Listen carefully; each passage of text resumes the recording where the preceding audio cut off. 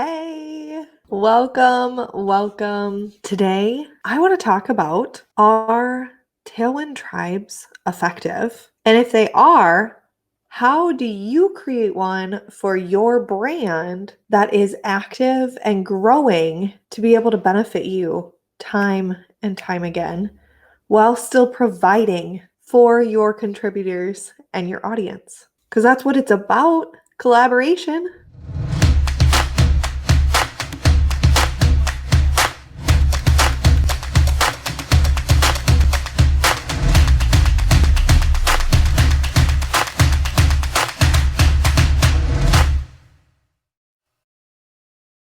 I'm so excited about this topic today, you guys, because I think a lot of us come to Pinterest seeking out ways to collaborate and to engage with people because we are used to doing that on social media. And so I want to talk about how this one thing can help build your business without being overwhelming and while building those connections still. Because you can have a deeper connection with people on Pinterest.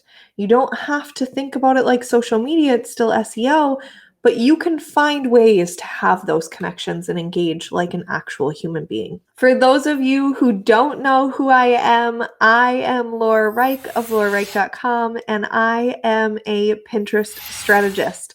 I help high-performing business owners and content creators just like you grow profitably the right way with sustainable systems so that you can be found first without the tantrums over tech or trading your sleep for success. I do this using my signature Pintastic Growth to Greatness framework, regardless if it is courses that I work with you on or if it's coaching or me actually managing the platform for you. We have the framework to be able to put in place for this greatness. So without further ado, let's make Pinterest profitable for you. All right, you guys, are Tailwind Tribes effective? For those of you who don't know, Tailwind is a scheduling platform for Pinterest, and they have tribes. They are similar to group boards, but the tribe feature allows you to find like-minded Pinterest influencers or people and increase the amount of traction that you're getting on your own content. So it gives you basically like an endless supply of relevant pins that you can easily share with your audience and that your audience can easily share to their audience and so on and so forth. So one of the things that I hear a lot is I have Tailwind Tribes activated on my account, but I'm not sure if it's actually benefiting my strategy. I'm not sure the amount of traction that I'm getting with them. And so I want to tell you that you want to look and be careful on where you find your tribes, right? Or what tribes you join, rather. You can find a tribe on Tailwind by using their search tool. And then I definitely suggest looking at the content that is in those tribes and how many people are in there, how many submissions are those people doing, what are the stats on that, just like we would in a group, in a Pinterest group board, right? And if you were with us on our last live stream, we talked about group boards and how to find the right group boards, how to make sure that we're not joining ones that aren't going to be beneficial or that are more spammy and do harm. The same is going to be true for tribes. On my blog post, there is on my website, if you came to us through LauraBot, you would have gotten the link as well. I'm going to post it up here on the screen for you. On this blog post, I do provide actual screenshot stats of how useful it can be for people to use Tailwind Tribes. So one of the screenshots was from one of my clients where they actually had 16,000 sessions from one post that they put, one pin that they put out on Tribes. And so when you look at it, there was another one that had, it looks like 29,000 sessions to their website. And this is resulting specifically from Tailwind Tribes. And the way I can find this is because I've created a dashboard on Google Analytics. And so I can track the traffic that we're getting from certain clients to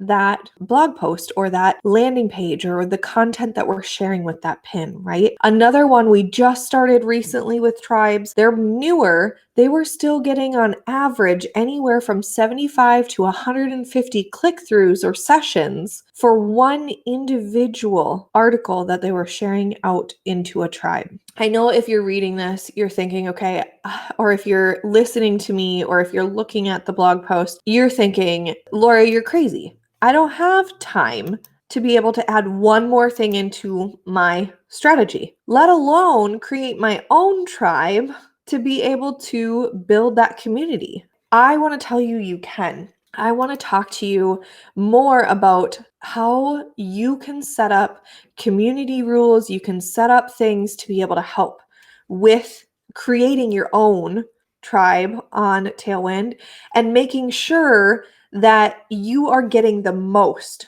out of that community, right? For those who are looking to possibly grow a community on the platform, right?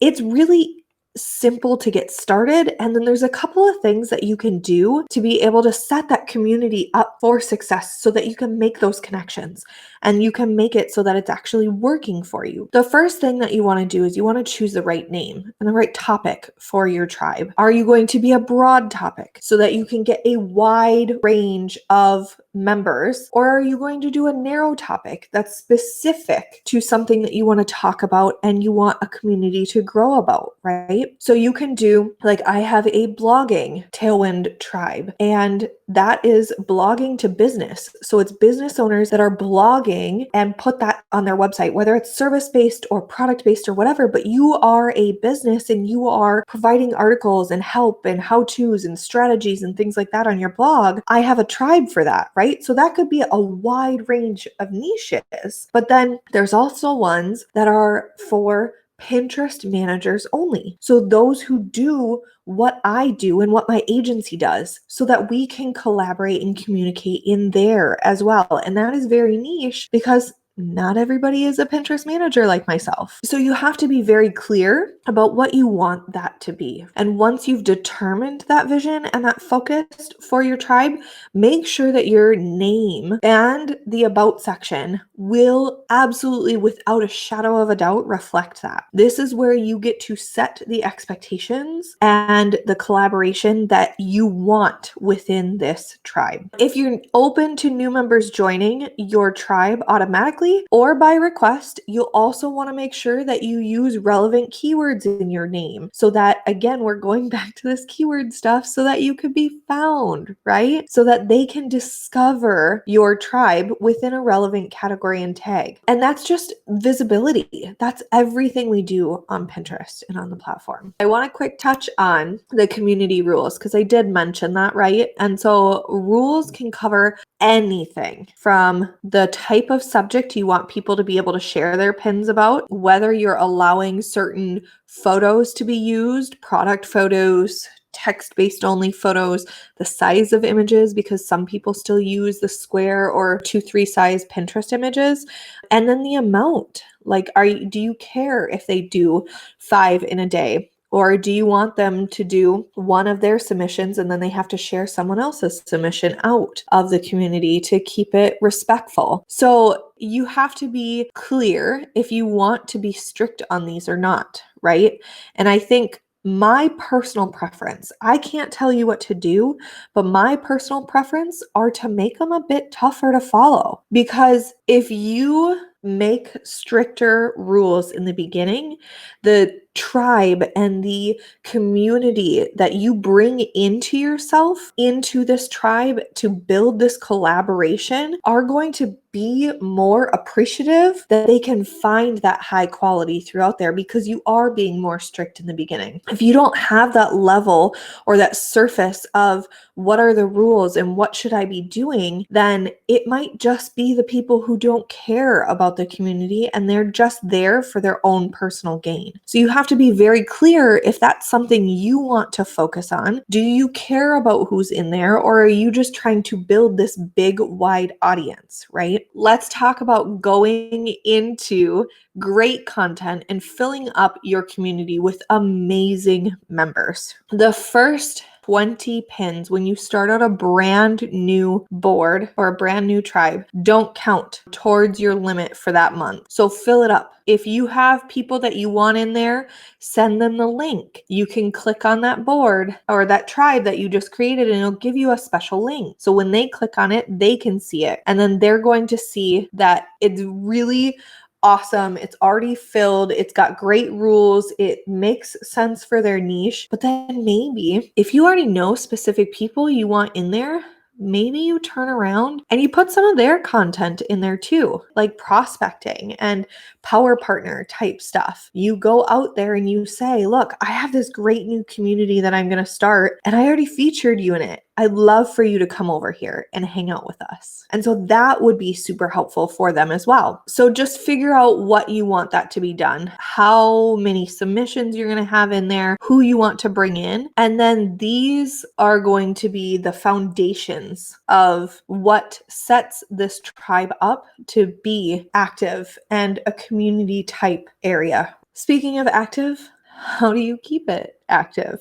In terms of tribes, you have to lead by example. Set yourself up to check on things, if not daily, weekly. I don't check on mine daily. I will be completely honest. I don't have time for that, but I do make a point to check in 10 or 15 minutes a week just to make sure that my community is maintained and that we're active and that we're abiding by the rules and we're helping each other and we truly are a tribe community that cares. So you could go in, lead by example, right? Set aside time once or twice a week to add some content in there, share some content out of there, right? If you want, put it on your calendar. It takes you 10 minutes. Also, make sure that you spend time going through the requests. So if you're not going to allow people to join automatically, make sure that you go through the requests so that they can see that you care, because people are sending paragraphs saying, I'm trying to do X, Y, and Z. I found your tribe and I'd love to join. Look at their website, look at their content. Does it seem like it would fit well? And if yes, then let them in. If not, then maybe you need to be more concise and clear on your about section because maybe you're attracting the wrong type of person. The third thing is make sure that you are providing quality. They can find fresh content. The content goes to quality type links. There are relevant pins to that niche and that topic that they feel comfortable sharing out. And just make sure that you're constantly telling people that the relevance and the engagement and the community needs to be able to abide by the rules and remind them of the rules. Make sure that you emphasize that you're happy to help them if they need help. But this is really because you want to create a family and collaborate with people and not because you want them to just spam and run. It might be that you have a VA help you administer and go through it and do the little tasks here and there to be able to help you accept or reject people or remove people from the community or just kind of look at the content that's going out there. There's a really cool feature too where this is where engaging like a human comes in. You can reach out to the community either in a group text, one by one, or not text, group message through Tailwind or message them one by one, and you can talk to them, right? You can talk to them about like, hey, how's it going? Maybe they lost steam. Do you need help? Are there suggestions? Is there something we can do as a community to re-engage you and help you with your content? Or is there something you really want to share? Things like that. And like just connect with them as an individual. If you really liked their content, maybe you miss their content being shared. Like, hey, we shared this a while back, but we haven't seen anything new from you. Do you have anything new? We'd love to continue to put it into the group, right? And then reward people. Positive reinforcement.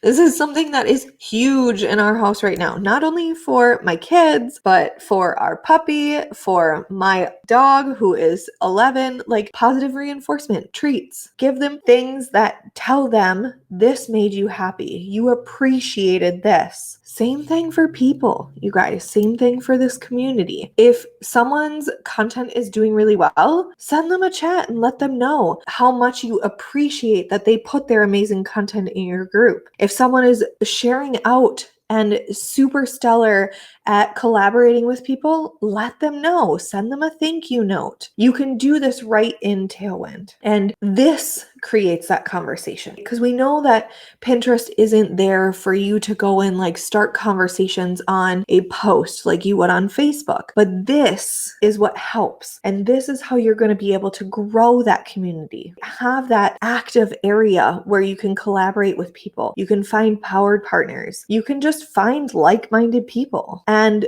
lean on them, share off of them, learn from them, things like that. I hope this was helpful. This seriously has been a huge thing for not only myself, but for my clients. It brings in a ton of traffic to be able to not only create your own if you're not ready for that, but find ones to join that are going to help you, that are going to be effective for you and your brand. All right, you guys, have a good day.